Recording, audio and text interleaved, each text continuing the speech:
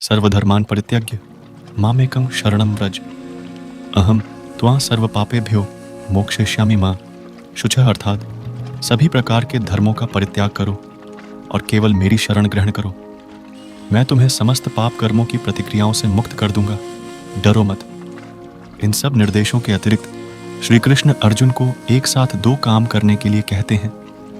वह अपने मन को भक्ति में तल्लीन करे और योद्धा के रूप में शरीर से अपने सांसारिक कर्तव्यों का निर्वहन करे। इस प्रकार से वे अर्जुन से यह चाहते थे कि वह अपने क्षत्रिय धर्म का त्याग न करे, लेकिन साथ साथ भक्ति भी करता रहे। यह कर्मयोग का सिद्धांत है। अपने इस उपदेश के उत्क्रम में अब श्री कृष्ण कहते हैं कि अपने सांसारिक धर्मों का पालन करने की भी कोई आवश्यकता नहीं है। अर्जुन सभी सांसारिक कर्तव्यों का त्याग कर सकता है और केवल भगवान की शरणागति प्राप्त कर सकता है। यह कर्म संन्यास का सिद्धांत है। यहाँ कोई यह प्रश्न कर सकता है कि यदि हम अपने समस्त सांसारिक धर्मों का त्याग करते हैं, तब फिर क्या हमें पाप नहीं लगेगा?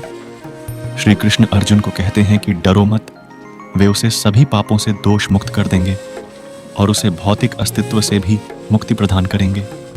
श्री कृष्ण के उपदेश को समझने के लिए हमें धर्म के अर्थ को जानना चाहिए।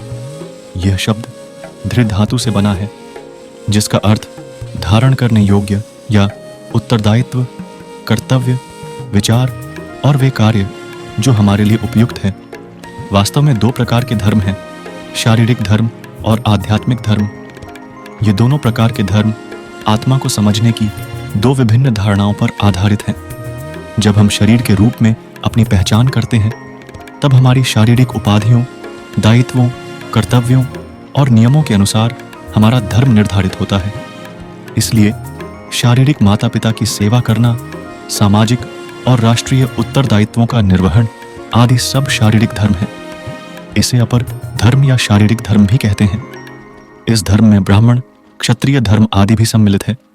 लेकिन जब हम अपनी पहचान आत्मा के रूप में करते हैं, तब हमारे वर्गों के संसारिक नाम और आश्रम नहीं होते।